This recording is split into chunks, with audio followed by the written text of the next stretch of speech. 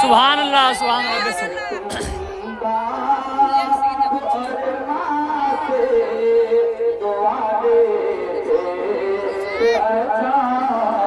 इरफान आइए बैठ साइड के हाँ एक हिले लागी ना उधर मोबाइल धक आराम से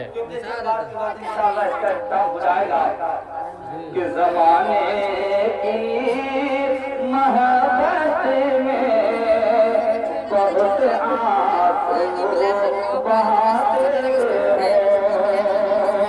जमाने की मोहब्बत में बहुत आंसू बहाते हैं। वो भी हटा के इधर ना लोगों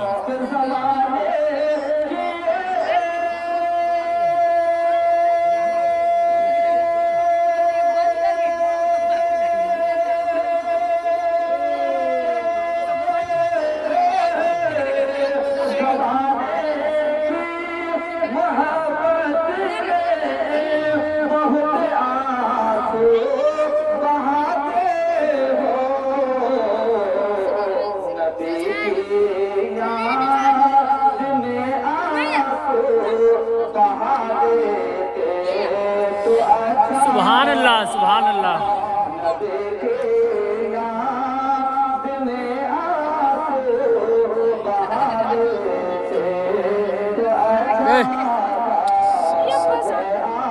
मारूंगा थप्पड़ हाथ नीचे हो गया हाँ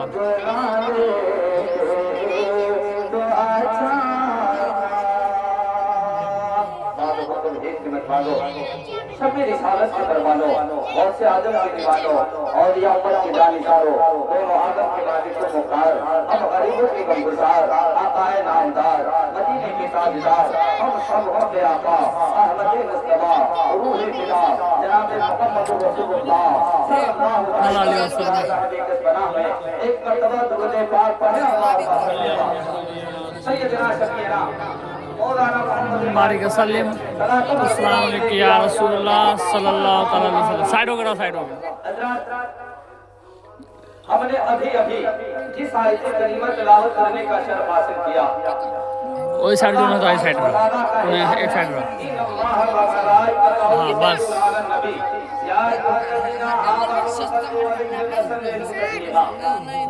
इसका तर्जुमा आप आयत इस्तेमाल करते हैं।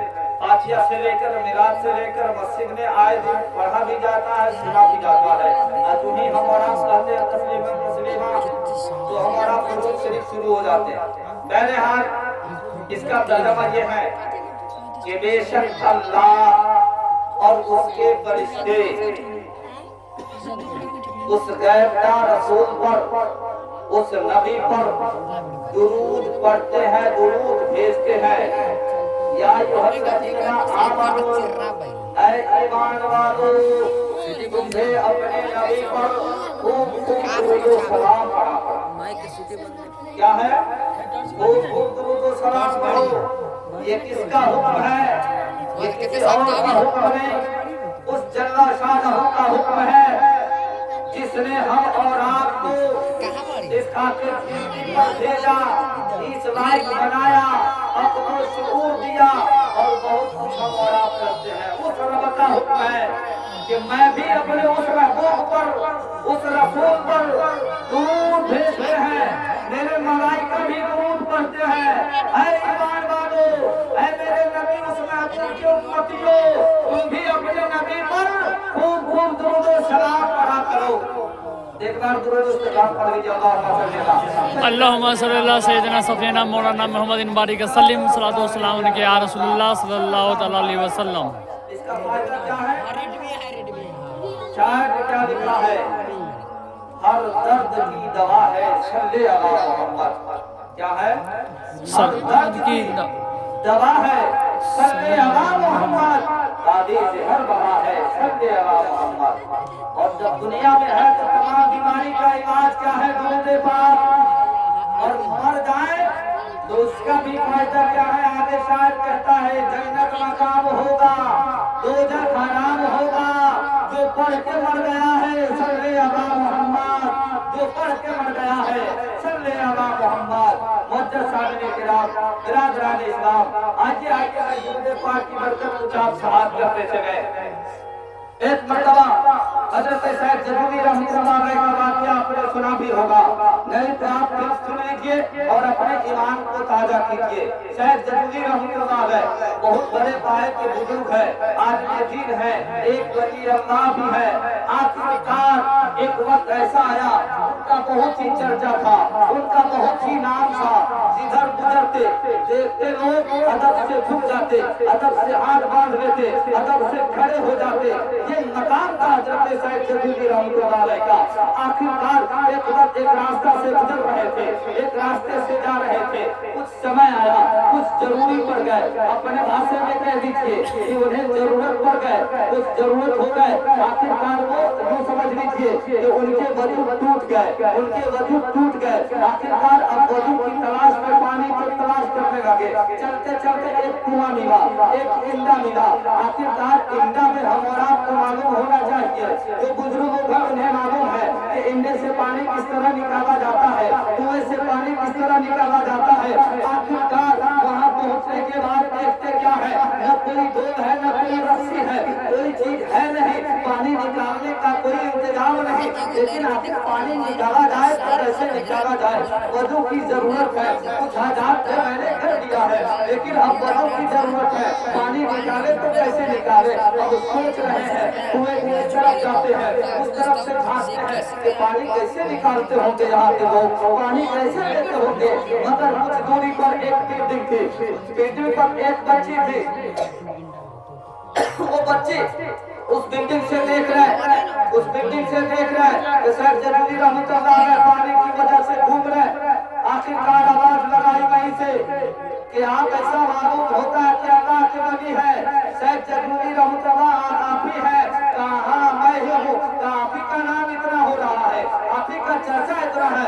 कहा बच्ची मेरा ही नाम है, मेरा ही चर्चा हो रहा है, आखिर क्यों परेशान है। आखिरकार वो बच्ची कहती बाबा आप फिर परेशान क्यों है, पानी निकाल लीजिए, दे लीजिए, यहाँ आप देखती नहीं हो, यहाँ न कोई डोर है न कोई रस्सी है, पानी निकालो तो कैसे निकालो, इससे निकालो तो कैसे निकालो। आखिरकार वो बच्ची अपने छत से नीचे आई और कुएं के पास आई। कहा बाबा आप तो पहुंचे हुए हैं, आप तो वली अल्लाह है, आपको आने में दीन है, आगे का अमल है, आप परेशान क्यों है, आप पानी निकाल लीजिए। यहाँ कुछ इंतजाम होता तो मैं निकाल लेता, लेकिन निकालो कैसे, न कोई डोर है, न कोई रस्सी है, न कोई इंतजाम है। आखिरकार उस बच्ची ने क्या किया था, अपने मुंह से अपने लुआब को, अपने भाषा में कह लीजिए धूप को उस कुएं में डाल देते हैं, तो ही डालना था। पानी में जोश आया और पानी ऊपर को आ गया। सुभान अल्लाह, बोल दीजिए सुभान अल्लाह। पानी ऊपर आ गया। ये बच्ची है, इधर अल्लाह का वली है, आलिम दीन भी है, एक पाए के बुजुर्ग भी है, लेकिन आलम ये है कि दुनिया में चर्चा है, अगर पानी की जरूरत है तो सोच रहे हैं पानी निकालो तो कैसे निकालो।